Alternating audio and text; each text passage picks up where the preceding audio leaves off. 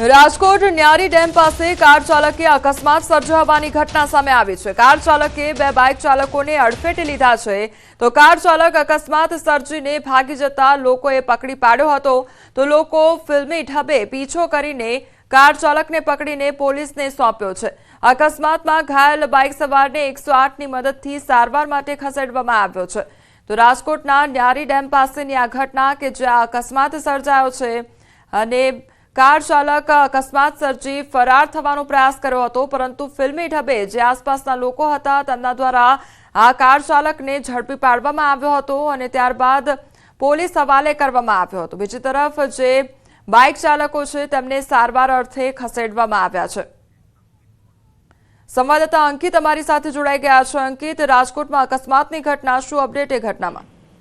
ચોક્કસ કોમલ, ખાસ કરીને વાત કરવામાં આવે તો જે ઘટના બની છે તે રાજકોટ શહેરના તાલુકા પોલીસ સ્ટેશન વિસ્તારમાં જે ન્યારી ડેમ વિસ્તાર આવ્યો છે ત્યારે ન્યારી ડેમ વિસ્તાર પાસે કાર ચાલક દ્વારા અકસ્માત સર્જ્યો હોવાની ઘટના છે તે સામે આવી છે અને સમગ્ર ઘટનાની અંદર કાર ચાલક દ્વારા 2 જેટલા બાઇક ચાલકોને અડફેટે લેવામાં આવ્યા છે અને ત્યારે જે સ્થળ ઉપર જે પ્રત્યક્ષદર્શીઓ તેમજ રાહદારીઓ હતા તેમને આ જે કાર ચાલક છે તેનો ફિલ્મી ઢબે પીછો કર્યો હતો અને ત્યારબાદ તેને ઝડપી પાડ્યો હતો।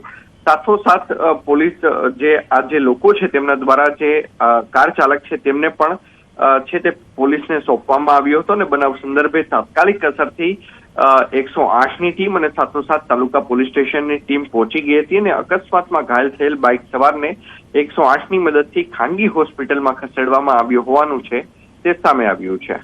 જે અંકિત, સમગ્ર માહિતી બદલ આપનો આભાર। ગીર સોમનાથમાં ગાંજા સાથે 2 શખ્સ ઝડપાયા છે। પોલીસે 4 કિલો ગાંજો ઝડપી પાડ્યો છે। બંને રિક્ષા ચાલકો ઓડિશાથી ગાંજો લઈને આવ્યા હતા અને પોલીસે 38,000 કિલોનો ગાંજો ઝડપી પાડ્યો છે। તો ગાંજાનો જથ્થો જપ્ત કરવામાં આવ્યો છે અને રિક્ષા ચાલકો ઓડિશાથી ગાંજો લઈને આવ્યા હતા તો પોલીસે 38,000 કિલોનો જે ગાંજો છે તે જપ્ત કર્યો છે।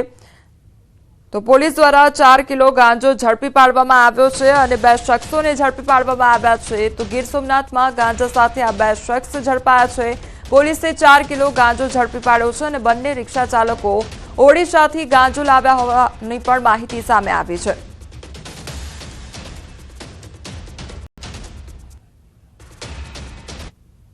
એમની પાસેથી 4 જેટલા પેકેટ મળેલ, જે પેકેટની ચકાસણી કરતા તેમાં પ્રાથમિક દ્રષ્ટિએ ગાંજો હોવાનું ધ્યાને આવેલ છે। જે ગાંજો કુલ 3,835 ગ્રામ જેટલો છે। સમાચારમાં આગળ વાત કરીએ ઓપરેશન ક્લીન સિટી વિશે।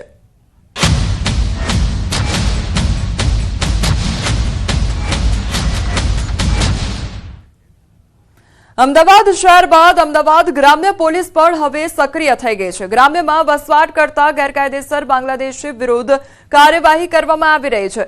અમદાવાદ ગ્રામ્ય પોલીસે એક જ રાતમાં કોમ્બિંગ કરી 800 જેટલા શંકાસ્પદ લોકોને વેરિફિકેશન માટે બોલાવવામાં આવ્યા હતા, જેમાં તમામ લોકો પાસેથી આધાર કાર્ડ સહિતના ડોક્યુમેન્ટની ચકાસણી કરવામાં આવી છે।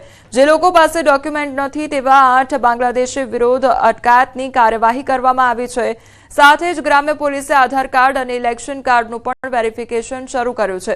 આ સાથે જ ગ્રામ્ય પોલીસે તમામના નાણાકીય વ્યવહાર અંગે પણ તપાસ શરૂ કરી અને આંગડિયા પેઢીના કર્મચારીઓને બોલાવી છેલ્લા 2 વર્ષમાં પશ્ચિમ બંગાળ અને તેની આસપાસના વિસ્તારમાં થયેલા આંગડિયાઓના વ્યવહારની ડિટેલ માંગી છે, જેથી બાંગ્લાદેશ સાથે તેમનો કોઈ સંપર્ક છે કે કેમ તે અંગે પણ વધુ તપાસ કરવામાં આવશે।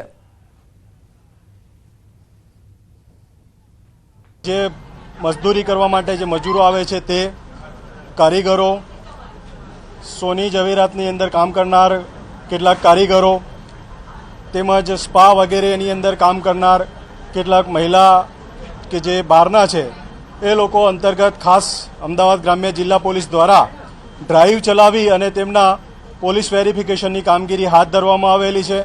તેમજ આ તમામના ઓળખ જે છે તે ઓળખ ઊભી કરવાનું અને ઓળખના વેરિફિકેશનની પ્રક્રિયા હાથ ધરવામાં આવેલી છે।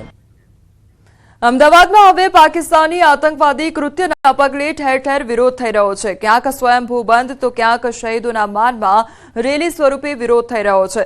ત્યારે અમદાવાદના પ્રહલાદનગર ગાર્ડન નજીક પાકિસ્તાની ધ્વજ અને પાકિસ્તાન વિરોધના સૂત્રોચ્ચાર થયા.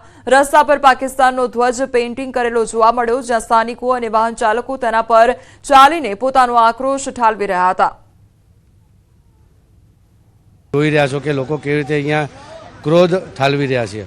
જે થયું છે બહુ ખોટું થયું છે. આજે પ્રજા પણ એક બંધારણના લીધે ચૂપ બેઠી છે, એટલે આ રીતે એનો જે ગુસ્સો છે એ કાઢી રહી છે.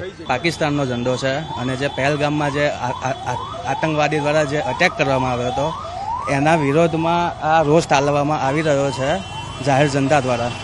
અહીંયા પાકિસ્તાનનો ઝંડો બનાવવામાં આવ્યો છે, જેમ તમે જોઈ શકો છો અહીંયા, અને એના ઉપરથી વાહન પસાર થાય છે, લોકો એની ઉપર લાતો મારે છે અને પોતાનો જે વિરોધ છે એ બતાવી રહ્યા છે.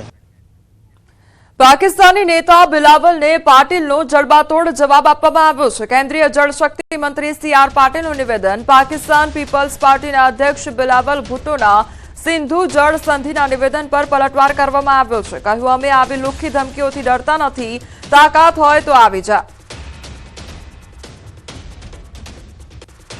એવું થયું પેલો બિલાલ કેવો બિલાલ થઈ ગયો. કે જો આ નદીમાં પાણી નહીં આવશે તો ભારતમાં લોહીની નદીઓ હશે. આવો ડરી જવાનો કામ છે. મેં કીધું કે ભાઈ તું છે શાંતિ તાકાત